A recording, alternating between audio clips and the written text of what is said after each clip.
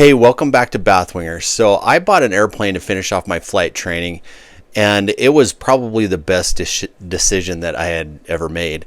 And my only regret, little cliche, was that I hadn't done it sooner. So in this video, I'm going to give you the full details on how I did it, why it was so great, and what my actual costs were. So hopefully this can help you get a lot of savings with your flight training and better flight training in the process. So stay tuned and let's roll the intro and we'll get into it. Cruising down the highway, windows down low. Sunset paints the sky in a fiery glow. Mountains rise up, touching clouds above. Valleys below, filled with whispers of love. So let's face it, flight training is really expensive, and buying an airplane, if done correctly, can save a ton of money and, in my opinion, get you better training because you'll have more practice time. I'm going to get into all that stuff, but I want to give you a little context so you can understand where I'm coming from. And so I attended Utah State University and got a degree in aviation.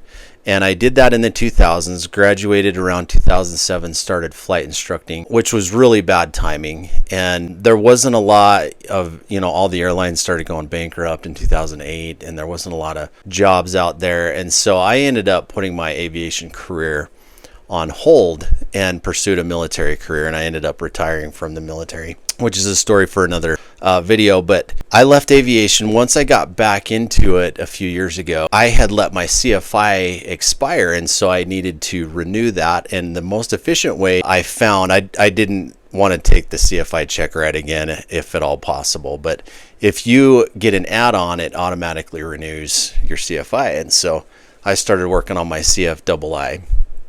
And to do that, I went on, I checked out all the flight schools to see what they had to offer. And I ended up finding a guy that had a Cessna 172 E model. And I started flying with him, got to know him a little bit, and I really enjoyed flying with him. And as we spoke, I would always say, hey, I'm really interested in buying, into this airplane if you'd let me.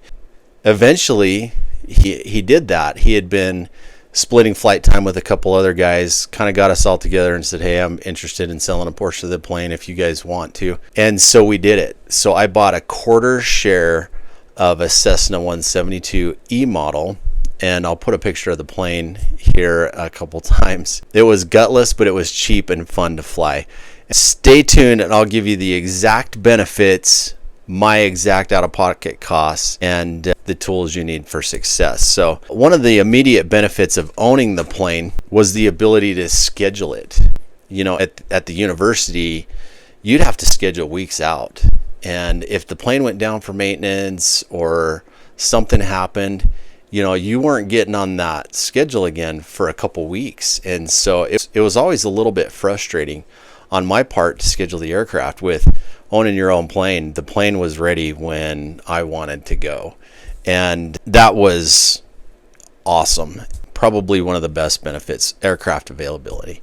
Another benefit was splitting time with the other owners. So if you want inexpensive flight training, that's the way to do it. Don't spend your time with a flight instructor. Do the bare minimum that's required to do with the flight instructor, and do the rest splitting time with a friend. And since I was working my CFII, I would be under the hood. I would go fly with my buddies and they were working on different stuff. But the whole time I was under the hood, we could both log the flight time. They could log it as a safety pilot. I could log it, and one of the owners actually was a CFI. So when he went, we could basically log all that flight time. So training was just awesome. Had a lot of time in the airplane, and it made it super cheap. The interesting thing, when I finally took my CFII check ride, I had accumulated 118 flight hours, and we had been flying all over the state. We would shoot approaches into all these different airports, grab a courtesy car, grab some lunch. It was a lot of fun.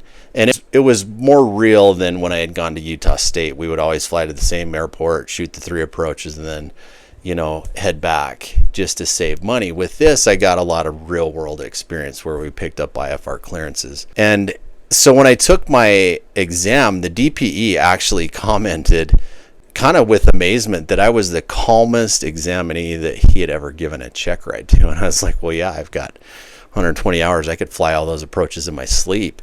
So, awesome. For the money, you'll get 3 to 4 times more flight hours, and that'll help prepare you immensely. So the last thing that the real big benefit is getting flight instruction was a lot cheaper. So we actually found a flight instructor that was working at a local flight school that was paying him $20 an hour, and we offered to pay him $25 an hour. And the going rate for flight instruction was $65 to $75 an hour. So we saved, $40 to $50 an hour on flight instruction. And then it was a win-win situation because the flight instructor was making $5 more an hour than he did at the flight school. So he was really excited to do it as well. So those are the real benefits, aircraft availability, splitting time, so you'll save a lot of money there. Plus the costs are lower. I'll go into those here in just a second. And then the flight instruction. I think it's easy enough to go find a flight instructor that would be less than what a school would charge you. So let's break down the cost. So my quarter share, so this was a Cessna 172E model built in 1964. Really old. And this was 2020, just so you have, I know costs have changed a little bit.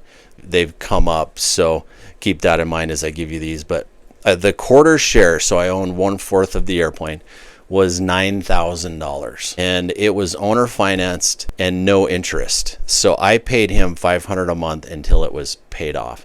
And I actually paid it off quicker. I paid more than $500 a month if I could. The great thing about that is our plane has held value. We actually upgraded the engine to 180 horsepower, and that cost some money, and I'll get into that maybe in another video. But the value of the plane that I paid $9,000 for, my quarter share is probably worth about $25,000 to $30,000. So I decided to keep my plane, but I could have easily sold it and actually made a little money on the transaction. So good deal from that standpoint. What we had set up, we would pay $35 an hour that was put into a maintenance and engine overhaul fund. And you can figure that out. You can get an estimate for an engine overhaul and, divide that into the 2,000 hours, whatever your TBO is, come up with a number, and that's good. And 35 worked for us, in 2020. We've since upped that to 55 an hour now. But back then, 35 an hour. And our airplane burned with a 145 horsepower engine. We burned about 6 to 7 gallons an hour. Of course, when we were in cruise, we pulled the throttle back. So, we were more interested in getting time than getting to our destination quick. So fuel burn was really good. And the plane that we own, and this is important if you can find one of these, but it had an STC that allows us to use MoGas. If you know what MoGas is, it's 91 octane ethanol free. And it usually runs about $1 to $1.50 cheaper than avgas. And so last I looked, it was $3.95 per gallon, right now. And of course that's going to vary, where based on your location and time and those sorts of things. So if you put the cost together, the 35 an hour plus the gas, you're looking at some pretty cheap numbers. I'll throw those up here so you can see them, but it averaged out to $82.65 per flight hour. Splitting time is 41.32. That's almost like flying for free. And if you add the instructor for 25 an hour, we were at 107.65. So it felt like flying for free, honestly. And if you compare that now, the going rates that I've seen for Cessna 172s are about $195 to $205 an hour to rent the plane, plus $75 for the instructor. So from the cost standpoint, you're saving a ton of money, especially if you're flying a lot. So let's jump into the fixed costs. And for us, it was really pretty cheap. I pay about my quarter share, so we divide the insurance bill by 4. Mine's around $350 every year. It fluctuates a little bit, but it's around $350 a year. Not a big deal. And then we have the plane parked in a shade hangar that costs $100 a month. So it's not an actual hangar, it's just a shade hangar, but it makes it so that the plane doesn't have to sit out there in the sun and just rot. And we pay $100 a month for that. So my portion is $25 per month. I just pay that once a year, the $300. And so my out-of-pocket costs, are around $600 to $700.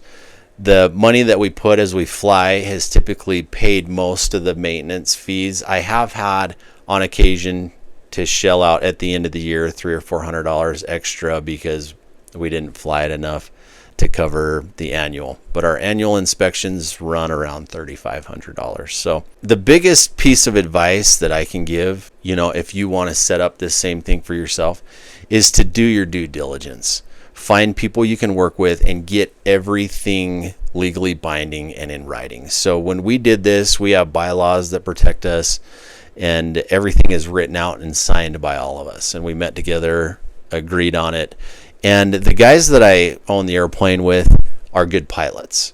And that's important as well. You don't want to share the plane with a guy that's just going to be trashing this thing. So if you can get all those pieces in place, I highly recommend it. I wish I would have done it for my training because it was so efficient, saved so much money. And I remember at Utah State University, and I think this is common at a lot of the flight schools, I would go take my check ride with the bare minimum hours. I was just trying to save as much money as possible.